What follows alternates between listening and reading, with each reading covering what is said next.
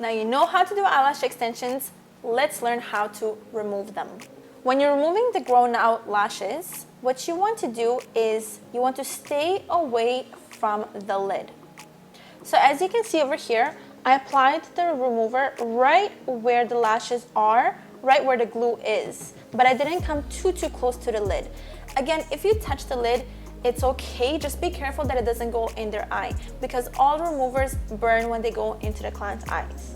So you will apply the remover on the base of eyelash extensions, wait about 3 to 5 minutes, and then with your applicators, just remove them. The best way to apply the remover is using applicators. Applicators give you a lot of control. Some people actually use micro Q-tips. When you use micro Q-tips, yes, you will really be able to control how much you put on, but I feel like it's a little bit harder to pick up the proper quantity of glue because the micro Q-tips are so tiny. So that's why I like using applicators, the same ones that you use to apply lipstick, but disposable ones. As you can see, this is the remover on eyelash extensions. I like to use my finger, as you can see, to just stretch the lid a little bit to expose those lashes. When I expose them, it gives me a little bit more reaching gap in order for me to apply the remover onto eyelash extensions. Once I wait around about 3 to 5 minutes, I use the applicator and just brush them off straight onto the eye pads.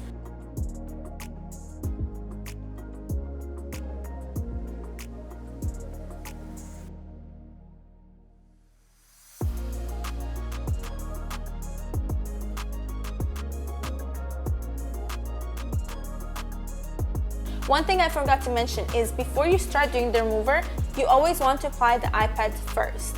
Some people choose to use a tape with eye pads. I personally don't feel like you need to, just because you don't care about the lashes being stuck together because you're not gluing them this time, you are removing them. So if there's few natural lashes that are coming undone, that's perfectly fine.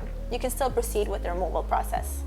Once you're finished removing all the lashes, I actually like to go back in with a clean applicator and just clean the natural lashes on their own one more time. Sometimes there's a little bit of glue residue on the natural lashes, so when you remove them and then when a client goes and washes their face, if there's any residue left over and they wash them, the glue is going to crystallize again. So if you ever see a client that has a little bit of white, I don't even know, it looks like flakes almost on their lashes, chances are it's leftovers from a remover. Because when we remove the lashes, we basically debond the glue, so we put it back into its liquid form, and then when it comes in contact with water, it would go back into its solid form. But remember what happens when you apply water onto the glue. It goes through shock polymerization if it's too much water all at once. So that's why I like to ensure that there's nothing left over just by going with a clean micro Q-tip and a little bit of a remover, just so I can take it all off.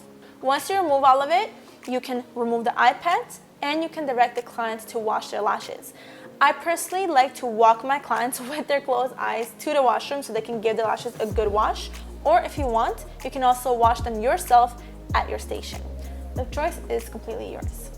Some of the tips that I recommend in case you do get the remover into the client's eyes is just rinse it with water. So you might need to stop, send the client to the washroom to rinse, and in that case, just get her back if you didn't remove all the lashes and just proceed with the service all over again by applying eye pads, removing them, letting the remover chill there for like 3 to 5 minutes, and then brush it off with applicators, and then send her to get washed again once everything is off. If you ever come across some lashes that are a little bit harder to remove, that the remover is just not listening, it's hard to access, usually that happens with the inner corners. In that case, what I recommend doing is grab your tweezers. So grab your tweezers and just find the natural lash, find the extensions, and peel it off. That's it. And now, I will show you how the step-by-step removal process is done. First, get all the things ready that you need to remove the lashes. That includes applicators, eye pads, and the remover.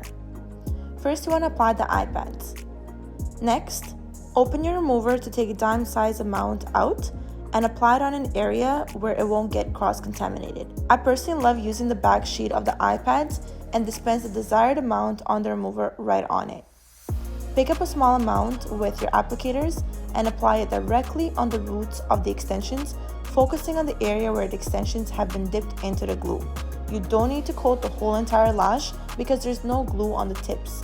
only at the roots of the extensions, 1/3 of the extension length. Come as close as you can to the lid without getting any of the remover into the client's eye. If the remover does get into the eye, you will need to stop, rinse out the eye with water, and start again, as the remover does burn.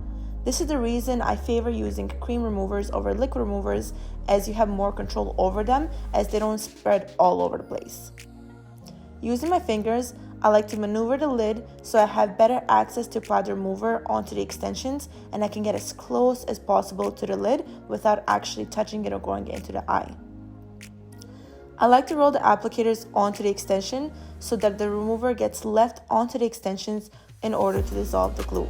You don't want to just lightly coat them. You need enough product to get in between all those layers of lashes, especially if it's a freshly applied set that you want to remove. Once you apply the remover, let it sit for about 3 to 5 minutes, depending on the remover. Once the time is up, stretch the lids to expose all of the lashes and push the extensions onto the eye pads using the applicators. They should slide right off. Most of them will come off this way, but there's always those stubborn ones that do need extra amount of remover, which you will need to reapply onto them and try removing them all over again after 3 to 5 minutes. If this still doesn't work, or if you find some of the lashes that are too close to the lid and you're afraid to get in there with the remover, what you need to do is just grab a pair of tweezers and peel the extensions off the natural lash using the banana peel method, the same one used to remove the grown out lashes.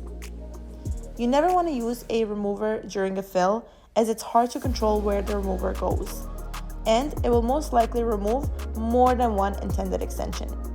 Once all of the extensions are off, go back in with a clean applicator and wipe the lashes with the remover one more time to ensure that all of the glue residue is completely off. Now that you're done, tell your client to keep her eyes closed, even after you remove the eye pads.